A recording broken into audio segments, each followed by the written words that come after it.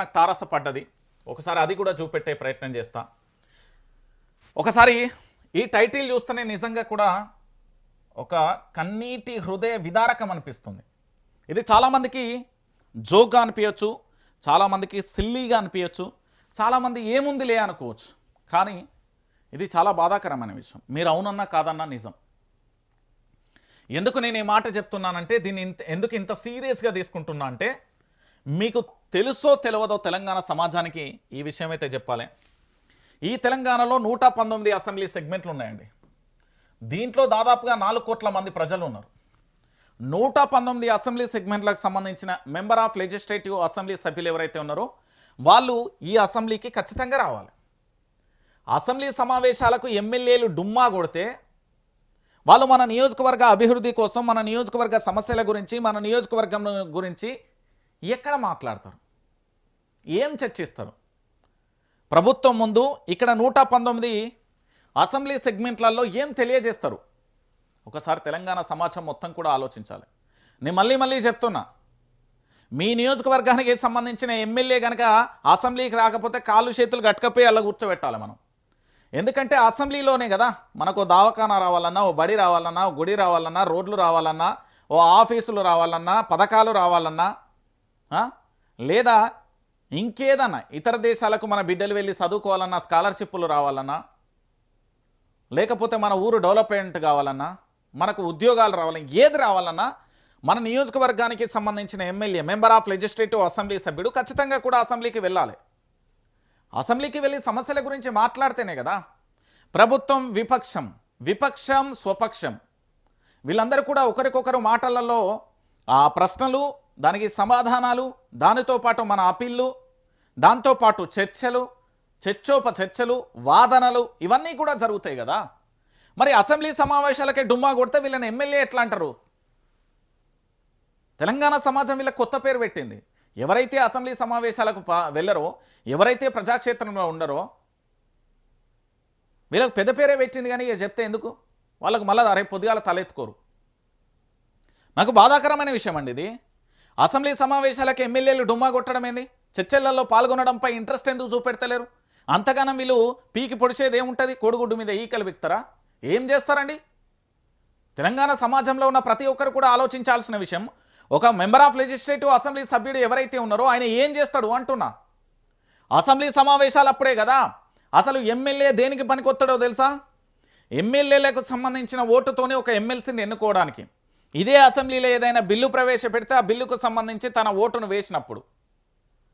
కానీ ఇప్పుడు ప్రస్తుతం ఎమ్మెల్యేలు ఎంత దుర్మార్గంగా తయారయ్యాలంటే చీ అనిపిస్తుంది. అరే, కొంతమంది అటెండెన్స్ కోసం వచ్చి వెళ్తారట. కొన్నిసార్లు సభలో 20 మంది మాత్రమే ఉంటారట. సీఎం సీరియస్ అయినా లైట్ తీసుకుంటుండట. విప్పులు, మంత్రులు రమ్మంటున్నా పట్టించుకోవట్లేదట. ఇక బై వీనికి ఎమ్మెల్యే ఎందుకు, ఎమ్మెల్యే పదవికి రాజీనామా చేసి దొబ్బే అని చెప్పుర్రి. స్పీకర్ వీళ్ళ మీద వేటు వేయాలి. అసెంబ్లీ బడ్జెట్ సమావేశాలకు కీలక దశకు చేరుకున్నాయి. సోమ, మంగళవారం రాష్ట్రాలలో బడ్జెట్ కేటాయింపులపై డిస్కషన్ జరగగా బుధవారం నుంచి శాఖల వారీగా పద్దులపై చర్చిస్తున్నారు. కాగా సమావేశాలు మొదలైనప్పటి నుంచి పెద్ద సంఖ్యలో ఎమ్మెల్యేలు సమావేశానికి డుమ్మా కొడుతున్నారు. వచ్చినా ఇలా హాజరుపడి అలా వెళ్ళిపోతున్నారు. మరి ఏం చేస్తారో ఏం కథ? ఏడ తిరగనీకి పోతున్నారో, యాడికి పోతున్నారో, అంతగానం వీళ్ళకి షెడ్యూల్ ఏమున్నదో. బడ్జెట్ లాంటి కీలక చర్చలలో పాల్గొనేందుకు సభ్యులు ఆసక్తి చూపకపోవడం చర్చనీయాంశంగా మారింది. అసెంబ్లీలలో 119 మంది సభ్యులు ఉండగా ఇందులో కాంగ్రెస్ పార్టీకి సంబంధించి 65 మంది ఉన్నారు, బీఆర్ఎస్కు 37 ఉన్నారు. ఇటు మరోవైపు బీజేపీ, ఎంఐఎం పార్టీకి సంబంధించి 8 మంది ఉన్నారు. సిపిఐ నుంచి ఒకరు ప్రాతినిధ్యం వహిస్తున్నారు. ప్రతిరోజు ఉదయం 10 గంటలకు ప్రారంభమవుతున్నాయి. కానీ మెజార్టీ సభ్యులు 12 గంటల వరకు కూడా పత్తా ఉంటలేరట. ఇక చెప్పుర్రి, ఆలోచించండి తెలంగాణ సమాజం. మన ఎమ్మెల్యేల ఘనకీర్తిది. వీళ్ళ మీద స్పీకర్ ఏం చేయాలంటే, ఎవరైతే అసెంబ్లీ సమావేశాలకు హాజరు కాలేదో వాళ్ళకి అలవెన్స్లను జీతం కట్ చేయాలి. అదేవిధంగా గన్మెన్లను కట్ చేయాలి. అప్పుడు రోగం తిరిగి దారిలోకి వస్తాడు. ఇప్పుడు ఇంటికాడ మన కొడుకో బిడ్డో బడికి పోనంటే బుజ్జగిస్తాం, గౌరవం చేస్తాం, రూపాయి ఇస్తాం, చాక్లెట్ కొనిస్తాం, సరే పోరా అని వెనక్కిస్తాం. వినకపోతే బెత్తం తీసుకొని 4 వెనకపోయి అందుకుంటే ఎందుకు ఎక్కడు? గట్లనే వీళ్ళకి కూడా సురుకు పెట్టేటోళ్ళు లేక ఎడతాలేం.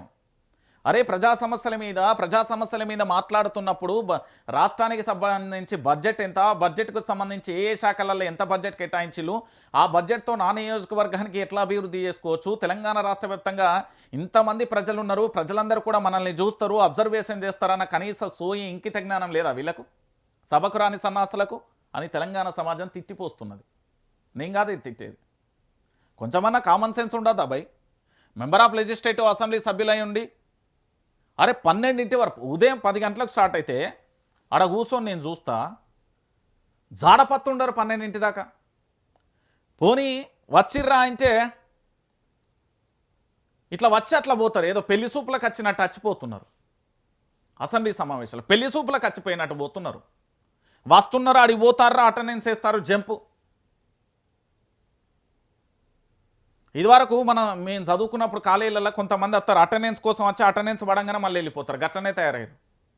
మరి వీళ్ళు అంతగానో ఏం పని ఉన్నది? ముఖ్యమంత్రి ఏమన్నా పని చెప్పిండా, మంత్రులు ఏమన్నా పని చెప్పిందా, లేకపోతే సెంట్రల్ నుంచి పూర్తి స్థాయిలో ప్రధాని మోడీ ఏమన్నా ఫోన్ చేసి చెప్పిండా పనులు, లేకపోతే కేంద్ర మంత్రులు ఏమన్నా పనులు చెప్పిలా, లేకపోతే గవర్నర్ ఏమన్నా పని చెప్పిండా? అసెంబ్లీ సమావేశానికి రావడానికి ఏం చేస్తున్నారా సన్నాసులు లెక్క? నెల నెల జీతాలు తీసుకుంటారు, అలవెన్సులు తీసుకుంటారు. మా సొమ్మబ్బా తీసుకొని నియోజకవర్గాలు మళ్ళీ మా నియోజకవర్గాల అభివృద్ధి కోసమే పూర్తి స్థాయిలో కూడా పార్టీ మారినామని చెప్పేటోళ్ళు ఎవరు లేడా మోకాలు? దొంగలు తయారయ్యారు. గిట్టనా శివా, గిట్ల ఉంటారు.